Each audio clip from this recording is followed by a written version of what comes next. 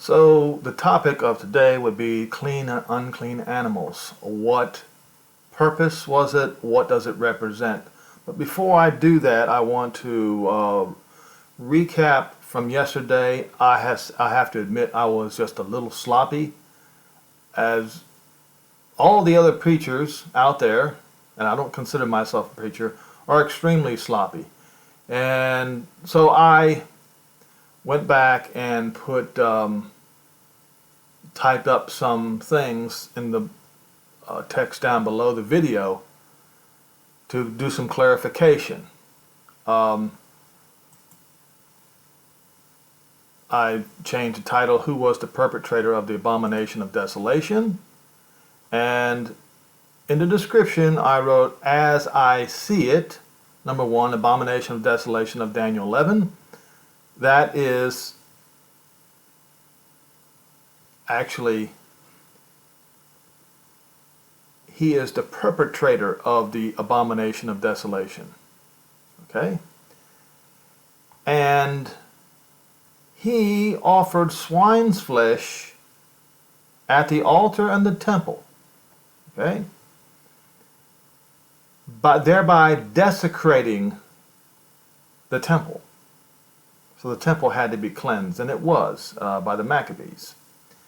And according to Daniel 11, he did indeed build a citadel near the temple in Jerusalem, and that's when, and shortly thereafter, he came to his end. He died unexpectedly. You can read up on Antiochus 4. But the abomination of desolation itself was the image of Zeus that he placed in the temple. And then I'm just going to go ahead and add right here, which was the abomination.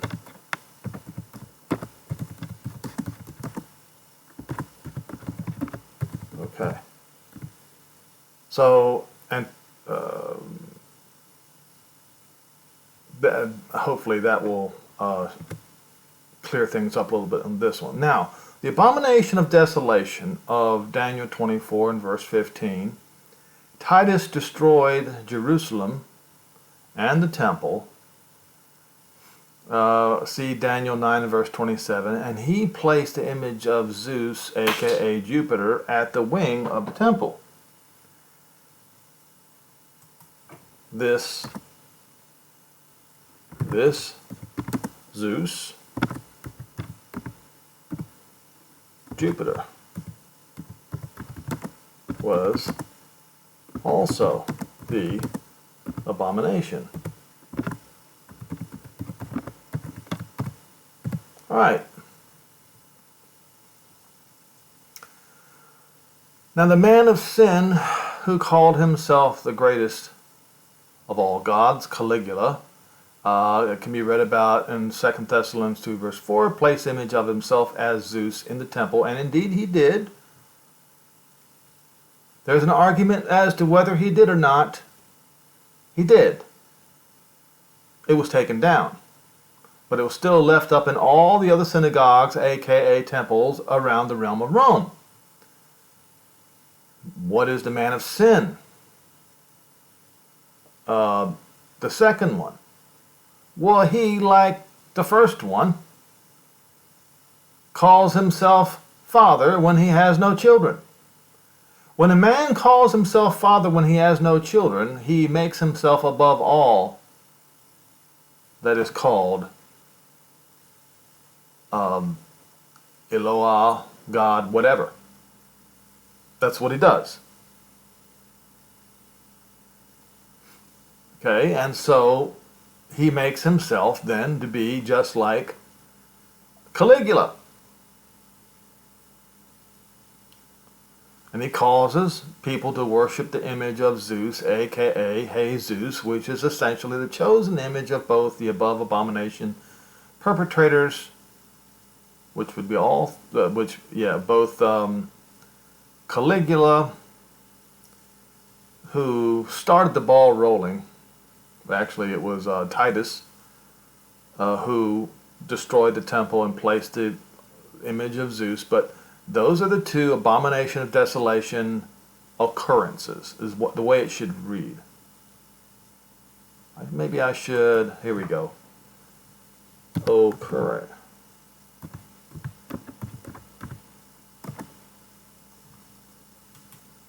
Alright, and we'll just add abomination of desolation occurrence of Matthew. Here we go.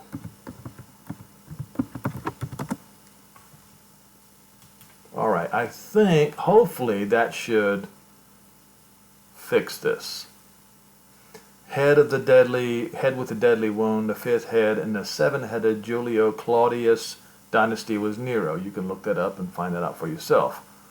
I also misspoke about Jerusalem, not one stone on top of the other. I meant the temple, not one stone on top of the other, as Jerusalem was destroyed. So I'll try to do better, and I will tell you, this comes from many years of listening to preachers who jumbled up and mishmashed the truth, and it has taken me nearly a lifetime to undo that in my life, and I'm still not finished yet. So I hope every one of you understand that my humanity. Okay, so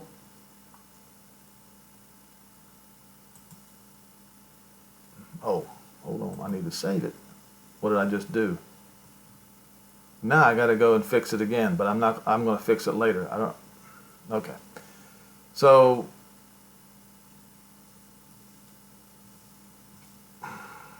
what just happened? Anyway. Boy, YouTube is not working very well. Alright, so let me just get rid of this for now. But at least you listening to this video, you can hear my clarification. I'll have to go back and fix that. So, what I want to talk about is clean and unclean animals. So we go to Leviticus, and it's all the place. Not Leviticus. Let us go to 1 Timothy 4, verse 3.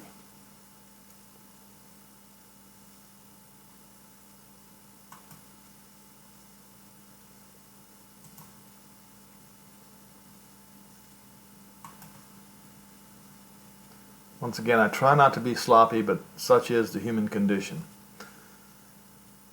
Now, the Spirit speaks expressly, in stated terms, that in the latter times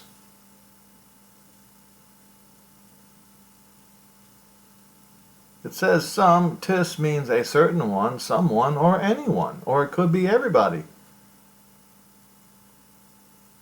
shall depart from the faith, giving heed to wandering spirits. And of course, if you want to read about that wandering, you can go and look in Revelation 2, especially among the congregation Thyatira and Pergamos. It was happening already. And doctrines of devils, speaking lies and hypocrisy. I want you to remember that. Having their conscience seared with a hot iron, to hinder marriage, to put roadblocks in the way of marriage. Well, I'll tell you what some roadblocks are. And some of you will probably go, huh? They should have counseling before marriage. I agree. But not by the preacher. You see, the parents, especially the father of the bride and the groom, are the ones who give consent to marriage. Any other person or any other entity, including the government, is a hindrance. Is a hindrance. And I want you to understand, folks, that how marriage license came to be in Great Britain and in the United States. It was claimed to stop intermarriage, but it was also to not legalize marriages that they didn't approve of, between a man and a woman, of course. But it is not up to the state to legislate that. It never was given to the state.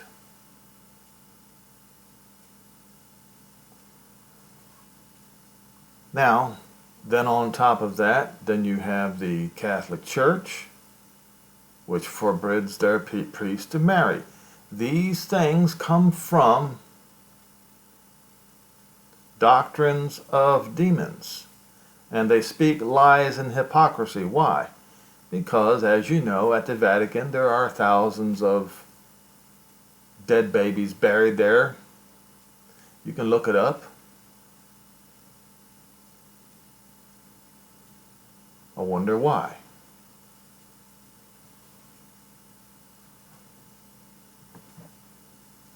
And also abstaining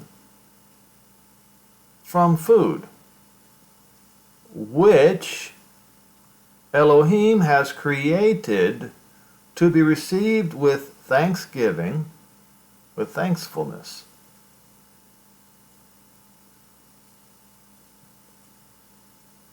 For the faithful who know the truth. What truth?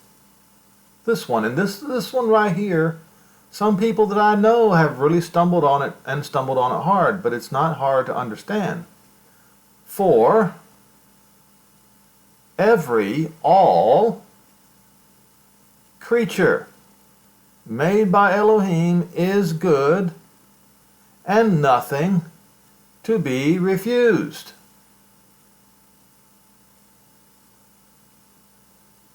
Take and receive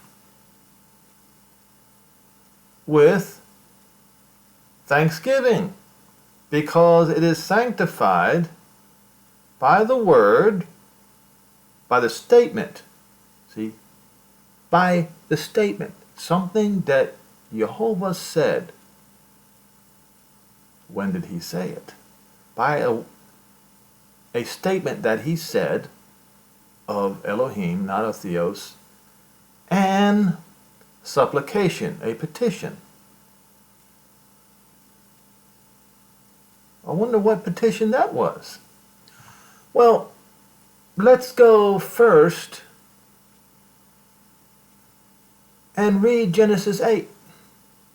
And let's see what was said after Noah left the ark. Now, there are some people who claim that animals were not given for food until after Noah came out of the ark. That, I would say, is false, and the reason why I would say is false is because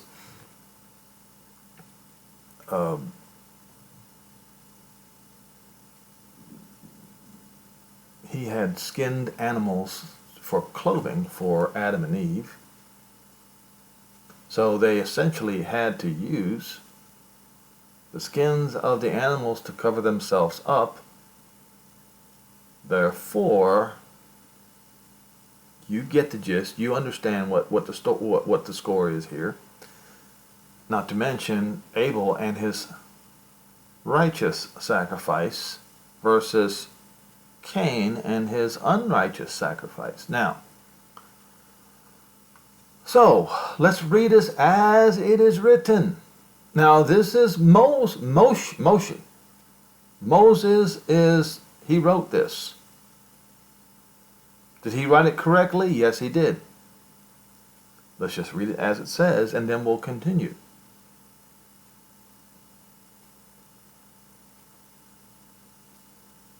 make sure I don't miss anything here.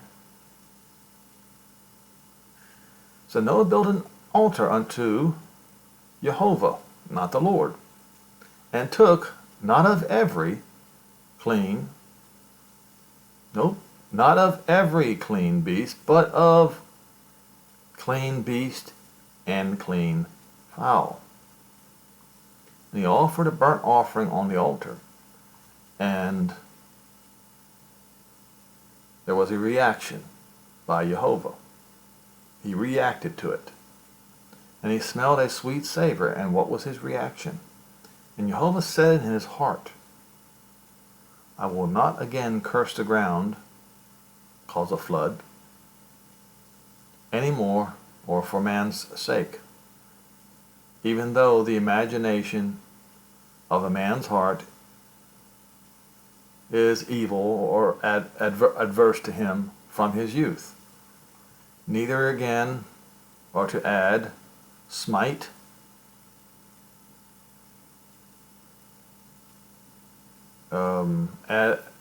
as I have done. While the earth remains, seed time and harvest, and cold and heat, and summer and winter, and day and night shall not cease. Now let's go to the rainbow. And Elohim blessed Noah and his sons, and said unto them, be fruitful and multiply, and fill the earth. Fill the earth. And the terror and dread, let's see, it says age. Let's see what it says. On all living. Okay?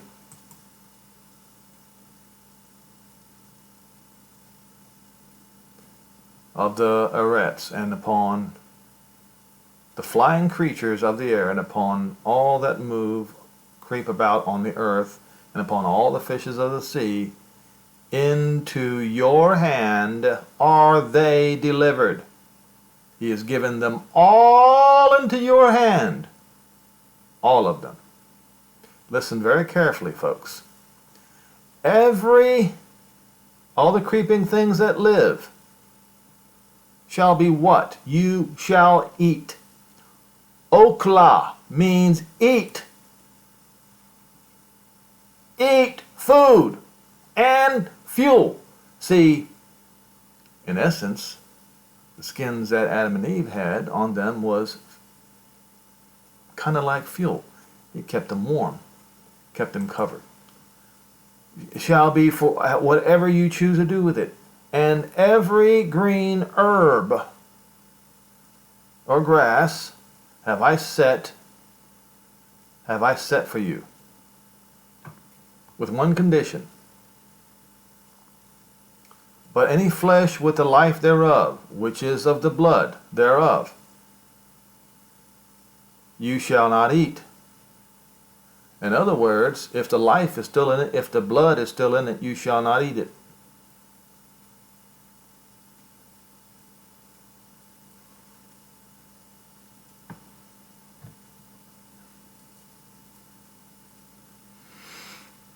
Now, the word of Jehovah, when Noah walked out of the earth. So, the clean and unclean animals was exclusively for Israel, but not entirely exclusively for Israel, but also any of the strangers who lived among the people of Israel, in the land of Israel. Let me show you. See if I can find it again.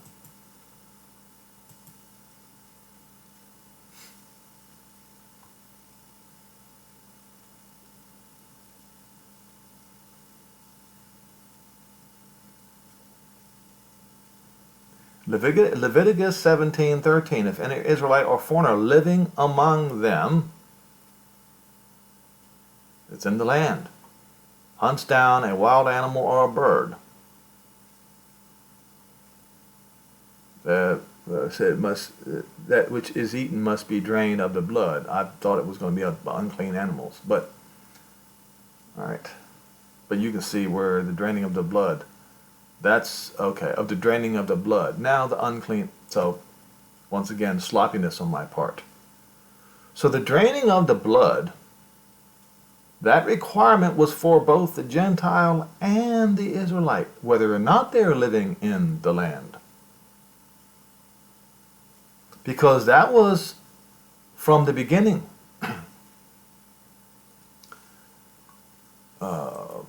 Clean and unclean.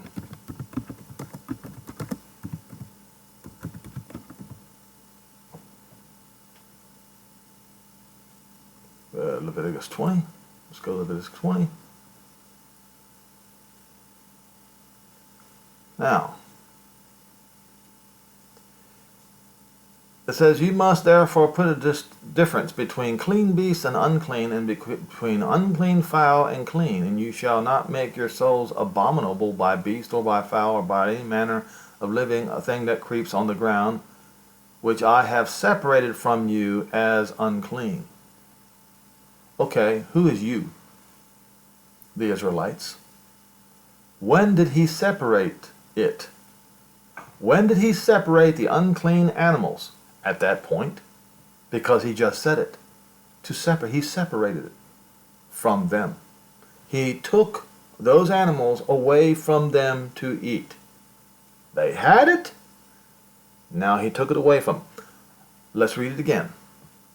You therefore shall therefore put difference between clean beasts and unclean, and between unclean, fowl, and clean. And you shall not make your souls abominable by beasts. Let's before somebody tries to.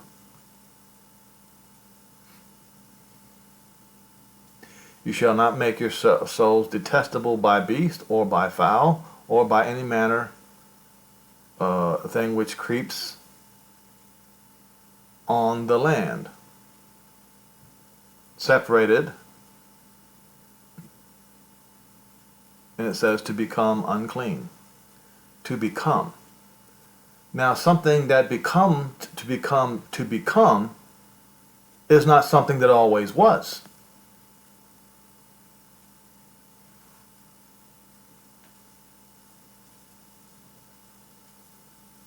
Now, why did he do this? You'll find the answer in both Acts 10 and Acts 15. Remember, the clean and unclean animals, the disallowing of them to be eaten was for the people of Israel in the Old Covenant. There was a certain man in Caesarea called Cornelius, a centurion of the band called the Italian or Italicos band. A devout man, one that feared Jehovah with all of his house. And he gave much alms. Is that where it stops? No, he gave much alms to the people. Well, I know which people he gave alms to. Do you? To the people of Israel, to the Jews. And prayed to Elohim. Now, is it always? Is it mutual irritation or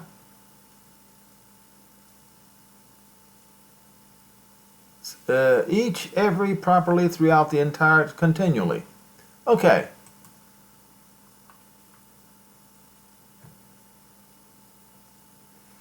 Continually. And he saw in a vision, evidently about the 9th hour of the day, a messenger. The word is messenger. Of Elohim come to him and said unto him, Cornelius. And when he looked upon him, he was afraid and said, What is it, Master? And he said unto him, Your prayers and your alms. So remember, folks, the prayers and alms go together. No alms, he won't hear your prayers. And how you give alms to the people of Israel, that is your between you and him. I have nothing to do with it. I have my own alms to take care of. Or come up, have ascended,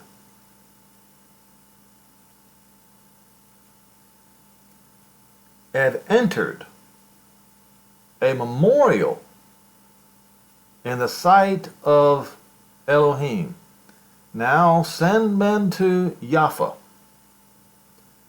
and call for one Simon, whose surname is Peter.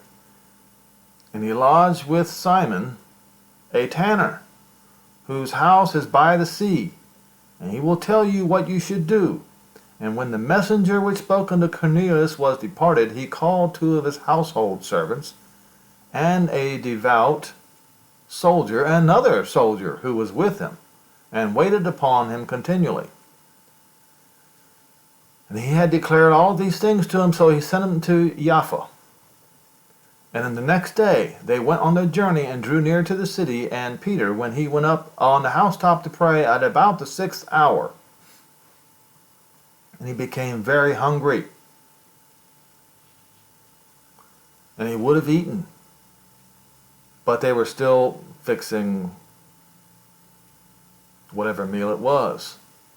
And he fell into a trance, and he saw the sky open, and a certain vessel descending unto him, as it were, as it had been a great sheet knit or tied at the 4 corners, and let down to the earth, wherein were all manner of 4-footed beasts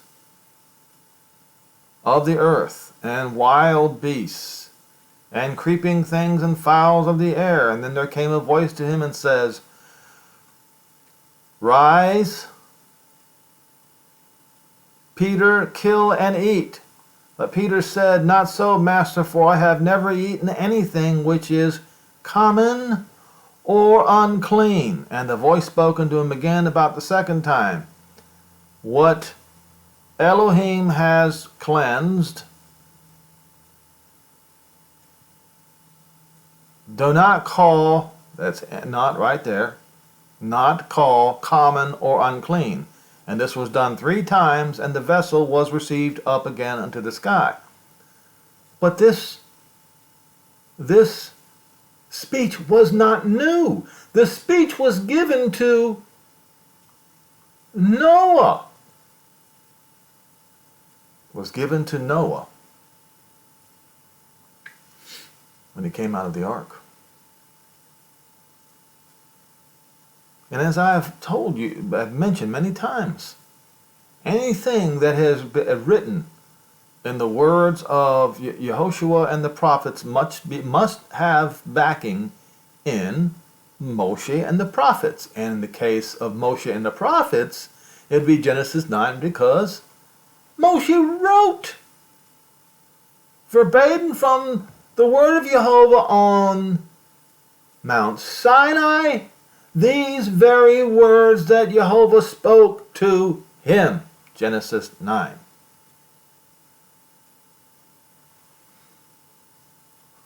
Why? Let me show you. What was the reason for clean and unclean animals? Paul explains it in Acts 15. I hope I got it right here. I believe he explains it in Acts 15. And it was the same thing that I had was talking about, was it yesterday or day before yesterday? Certain men came down from Judea, taught the brethren, and said, Except you be circumcised after the manner of Moshe, you cannot be saved. Well, Peter told them, because it wasn't because Cornelius was circumcised that his prayers were accepted. No. It was he gave alms to the people of Judah and Jerusalem along with his prayers. That's why. Okay? When therefore Paul and Barnabas had no small dissension and disputation with them, they determined that Paul and Barnabas and certain others should go up to Jerusalem unto the apostles and elders about this question. And being brought on the way by the congregation, they passed through Phoenicia and Samaria, declaring the conversion of the Gentiles. And it caused great joy unto all the brethren. And then were come to Jerusalem, and they were received of the congregation of the apostles and the elders, and they declared all the things that Jehovah had done with them. But there rose up certain of the sect of the Pharisees which believed. They were believers, but they are of the Pharisees. And by the way, in my family tree, the surname Byler comes from Beal, which is, and I even had a Orthodox Jew admit to this, which is a rabbinical family, a big rabbinical family. Does that mean anything to me? Not as much as salvation to the Gentiles does, or even to the Jews. Not as much as a new covenant for Israel means to me. But just because you descended from the sect of the Pharisees in a small way does not mean you have to act like them. Which they said it was needful to circumcise and commanded them to keep the Torah of Moshe. And the apostles and the elders came up to consider of this matter. And when there had been much disputing, Peter rose up, and he said unto them, Men and brethren, you know how a good while ago Jehovah made a choice among us, that the Gentiles by my mouth should hear the word of the gospel and believe. And Jehovah, who knows the heart, didn't consider the circumcision of Cornelius. Nobody knew his heart. Why? Because when he prayed, he also gave alms to the Jews in Jerusalem. He bore witness, giving them the Holy Spirit, just like he did unto us who are Israelites. And he put no difference between us and them, purifying their hearts by faith, which means beforehand he did. And what analogy did he make? Clean and unclean animals. Was Noah an Israelite? No. No. Was Shem an Israelite? No. How about Japheth? How about Ham? No. No, no, no, no, no. The holy people sprang from Abraham through Isaac or Yitzhak.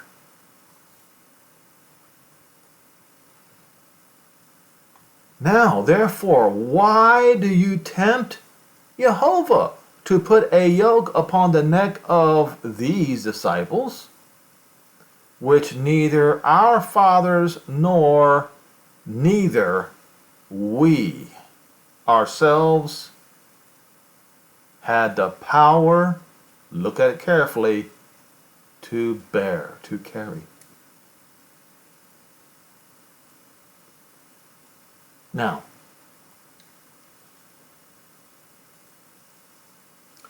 so a long time ago,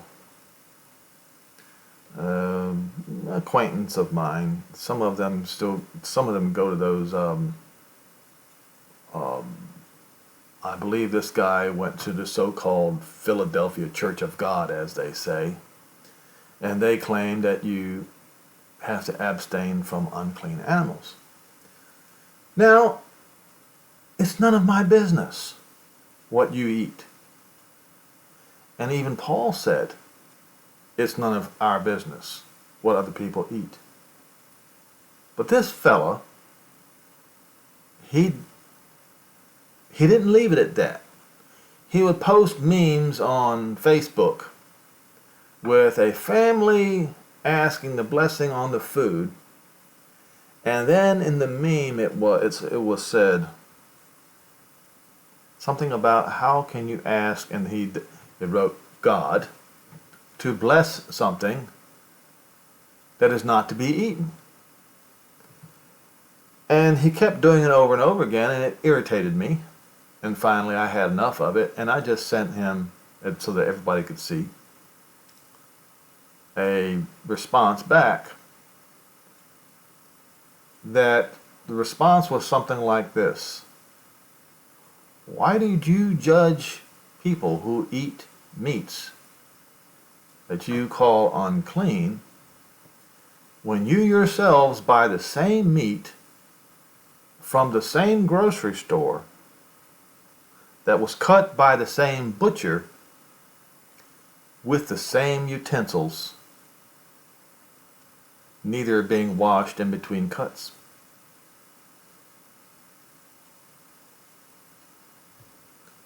What am I saying? What I'm saying is,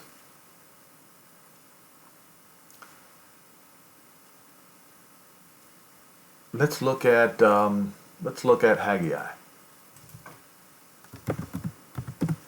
You'll get a little closer to the truth in Haggai.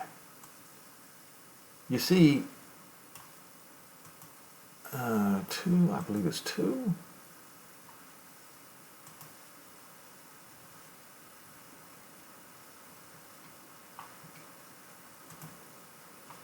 About the definition of unclean in the Torah, the Old Covenant.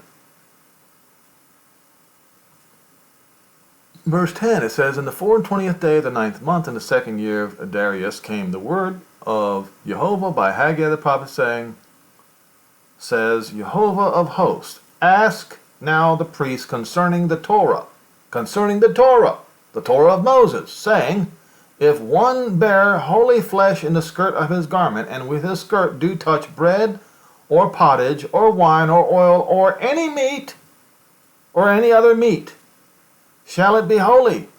And the priest answered and said, the implication, okay. Now then Haggai said, if one that is unclean by a dead body touch any of these, shall it be unclean? And the priest answered and said, it shall be unclean. What that means is, when you're at the grocery store,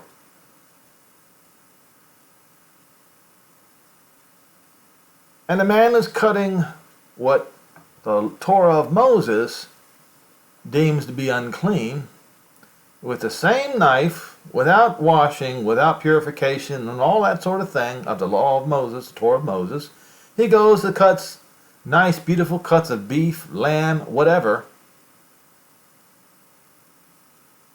Would that beef, lamb, chicken, whatever, would that be clean according to the Torah of Moses? Absolutely not.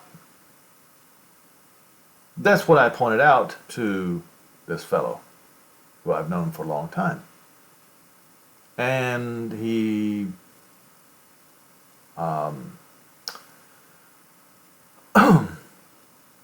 he ignored it and kept posting that same stupid post, and finally I just had to unfriend him, because I'm just not going to, have something foolish like that put in front of my eyes constantly. Okay? So we do no longer are of the Torah of Moses. What is left for the Gentiles to do? You go to, let's see here, you continue with what Peter said.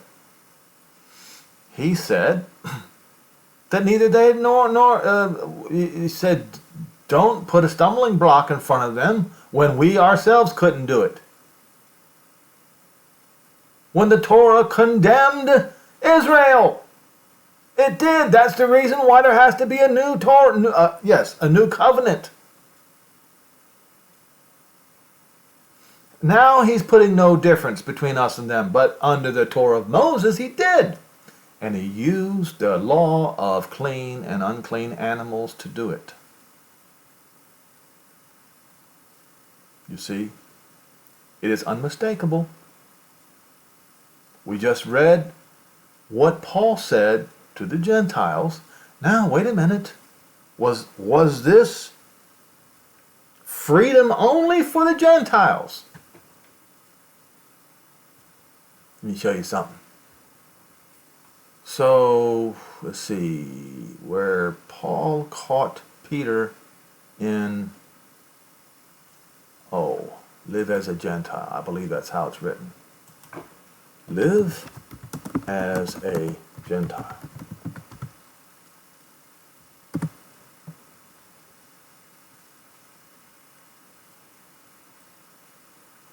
I believe it's in Galatians 2, but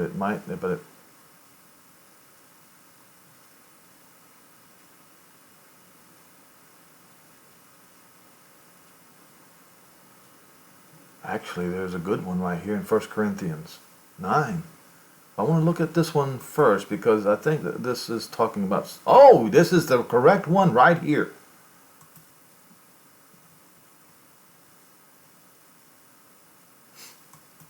But I want to go back to that one in Corinthians. That was a good one.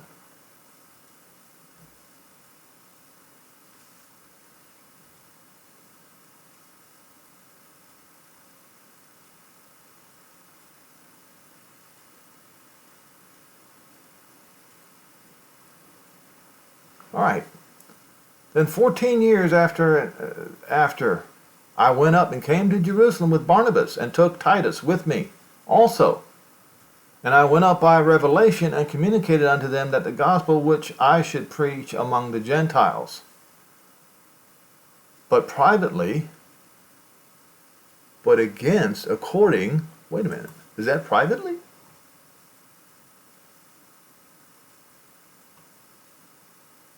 It doesn't say privately here.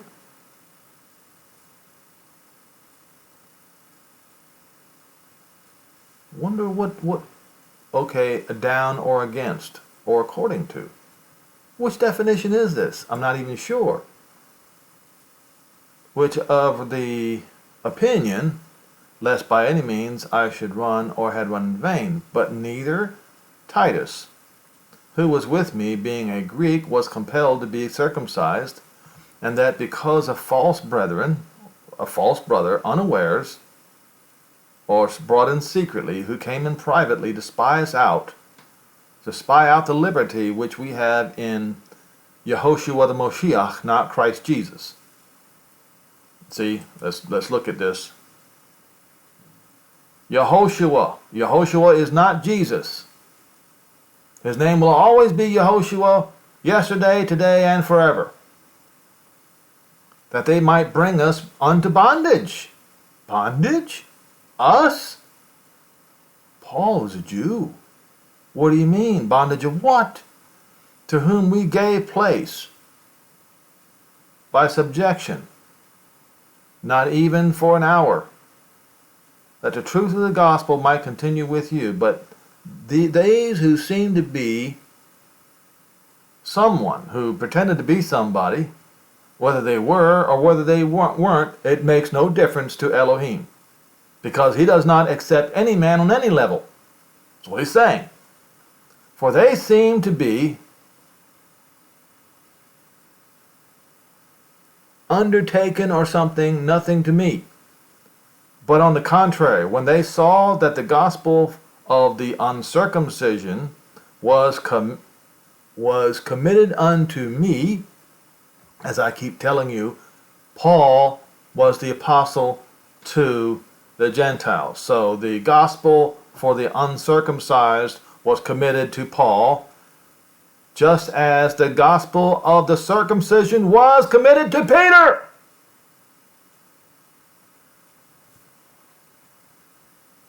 So that man at the Vatican is a liar.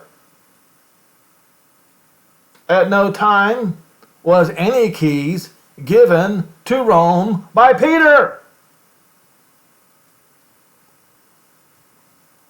Peter was the apostle to the circumcision only, for he wrought effectually in Peter to the apostleship of the circumcision. The same was mighty, just like me, toward the Gentiles. And when James and Cephas, or Peter, and Jonah, who seemed to be pillars, perceived that the grace that was given unto me, they gave to me Barnabas the right hand of fellowship, that we should go unto the Gentiles, and they unto the Jews, the circumcised. Only they that also that we should remember the poor,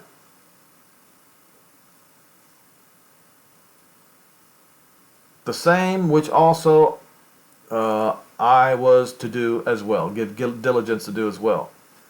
But when Peter came to Antioch, I withstood him to his face, because he was to be blamed. For before that certain men came with James, certain of the circumcised came with James, before that, Peter was eating with the Gentiles. But as soon as they were come of the circumcised, he withdrew himself and separated himself, fearing them which were of the circumcision. So I'll continue, because Paul says something very poignant here. And the other Jews dissembled, pulled away, just like he did, insomuch that Barnabas was also carried away with their hypocrisy, dissimulation. When I saw that they walked not uprightly according to the truth of the gospel, I said to Peter before them all, before everyone, if you are a Jew that lives after the manner of the Gentiles, you live as a Gentile. Whoops. You see, Peter admitted that neither his forefathers nor himself were able to keep the Torah, the words of the Torah.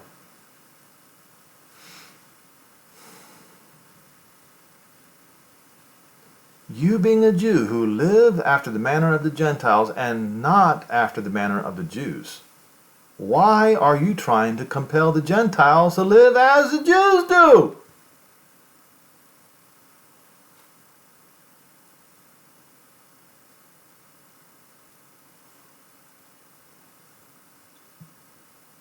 You see, and that was hypocrisy.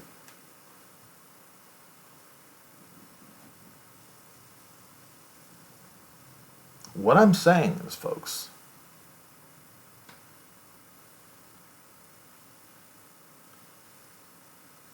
it is your own personal choice what you want to eat. I cannot judge you. Now, some people will say, well,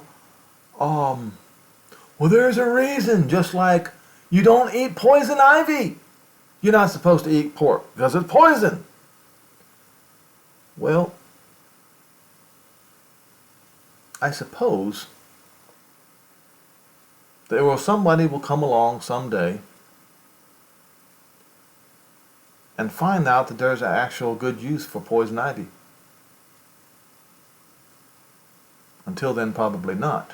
You know, kind of like the way the Incas found a good use for cinchona bark. Or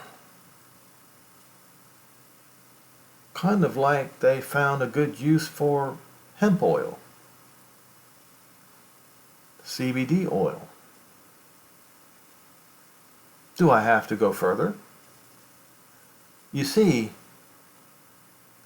everything, according to the Noahide law, is given unto man to use as he sees fit. But man also has to take care. Because you see, the barracuda,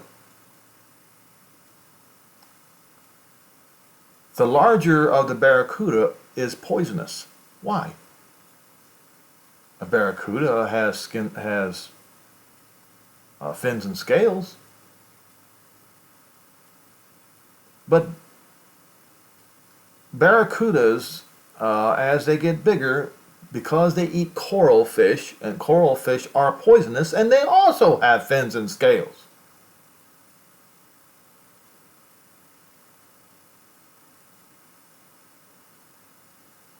You want to find out? People will say, well, pufferfish is poisonous, therefore, and that's because they don't have fins and scales. Well, I can tell you that a coral fish is poisonous and it has fins and scales. Men have to use common sense. Just as there's a way to fix pufferfish to be eaten, there must be a way to fix coral fish so that they can be eaten. Man just hasn't figured it out yet. Until then, he needs to leave it alone. But that does not mean it can't be eaten.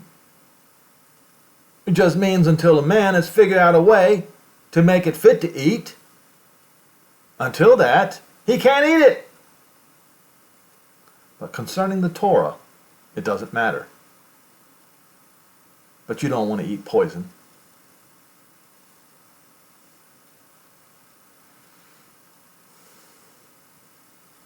And unclean animals are not going to poison you. And neither will it condemn you. Neither will the Torah of Yehoshua will condemn you if you eat it, as long as it's cooked and drained of its blood.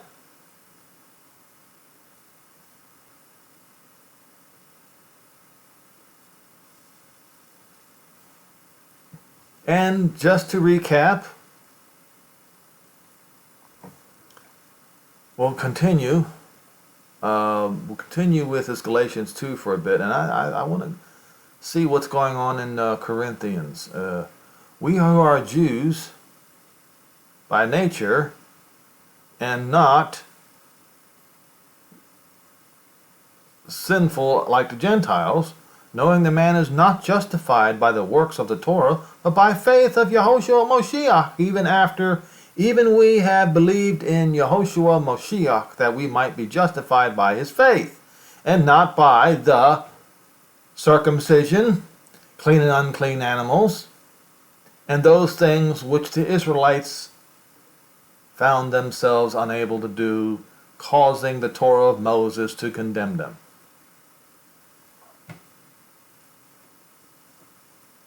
Now, we all know what works justifies a man. We just read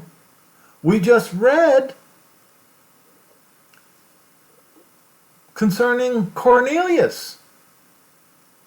He was praying and giving alms, and because he was giving alms, and I want to point out to you where Paul was giving alms. Yes, Paul giving alms.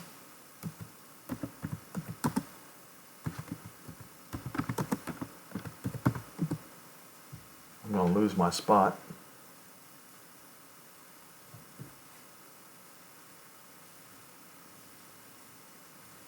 Right here in Acts 21, it says the next day Paul took the men and purified himself along with them, and then he went to the temple to give notice of the date when the days of purification would end, and the offering. I'm going to lose my place that I was going to look for in Corinthians, but this is very important too. To signify the accomplishment of days of purification, until that an offering should be offered for every one of them. Okay. And let's see here, 26, 21, 26. And on the next day, purifying himself with them, entering into the temple to signify the accomplishment of days of purification, until the day the offering should be every one for them. And when the 7 days were almost ended, the Jews were in Asia Minor, when they saw him in the temple, stirred up the people and laid hands on him, crying out, Men of Israel, help! This is the man that teaches all men were against the people and the Torah and this place, and further brought the Greeks also into the temple, and has polluted this holy place. Well, somewhere it's pointed that he gave alms. I'm going to get lost in this and not be able to go back. to where I was, but you can find that for yourself.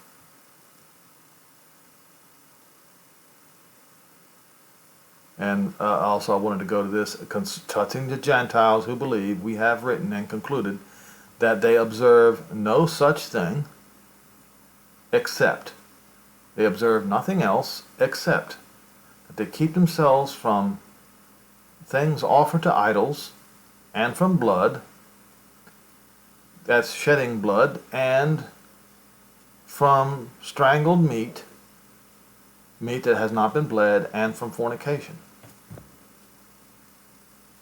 Alright? Now, I may have Jewish or Israelite descent, but according to the Torah of Moses, I'm a Gentile. And I'm not going to go to a rabbi that is not Yehoshua and ask for his acceptance. Convert to him. Convert to that rabbi instead of Yehoshua. I've converted to Yehoshua. He is my rabbi. Okay? So until then, until the kingdom comes in Jerusalem, I will still be considered a Gentile by the Jews until Yehoshua comes and changes that, and the rest of you as well. But my allegiance is to Yehoshua, the son of Jehovah, the Savior of Israel.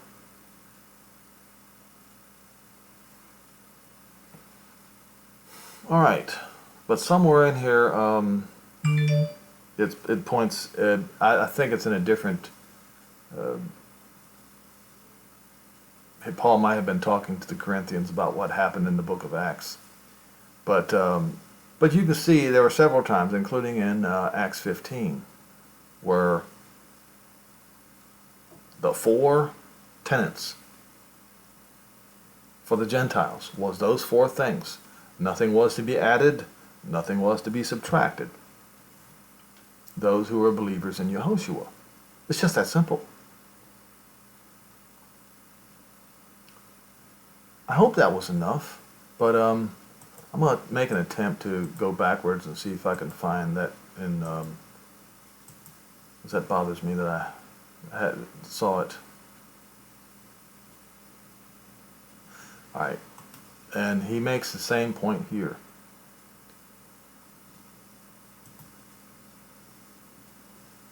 And I have nothing but respect for Paul.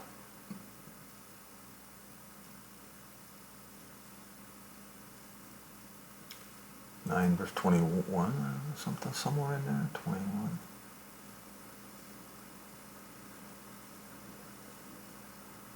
Alright, Paul being a servant to all. For though I be free from all men, I have made myself a servant unto all, that I might gain more unto Yehoshua. To the Jews I became a Jew. In other words, he lived as a Jew when he was around Jews, unless of course there were Gentiles among them. He refused to participate in the shunning of the Gentiles the way the Jews did. Okay? That I might gain the Jews. Now to them that are they are under the Torah, as under the Torah, that I might gain them that are under the Torah. To them that are outside the Torah. So the Torah did not apply to the Gentiles, folks. Never did. And there you have it. For a long time I looked for proof. It's there in the book of Exodus, but I can't seem to find it. I just lost it. Well, today I find another scripture, but this one is in the words of Paul, where Paul is saying that the Gentiles are not under the Torah. They never were. The original command concerning the animals, to know what we just read, that everything. All the animals and all the herbs of the field were them to do whatever they wanted to do.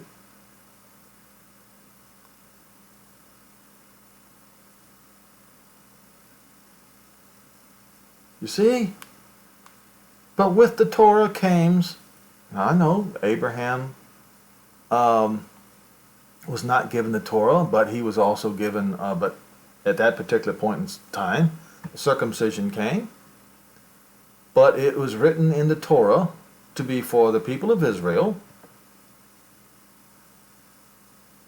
to them that are without the Torah. Without the Torah. Without the Torah. Come not lawless to Elohim, but unto the Torah of Moshiach, not the Torah of Moses, that I might gain them which are without the Torah. And why? He does this for the gospel's sake. All right, I think that's enough. I think I've covered enough to make it make sense. And once again, please forgive my humanity, my sloppiness. I do the best I can. And once again, if you have a question, please feel free to ask. If I don't know, I will seek until I find the answer. All right?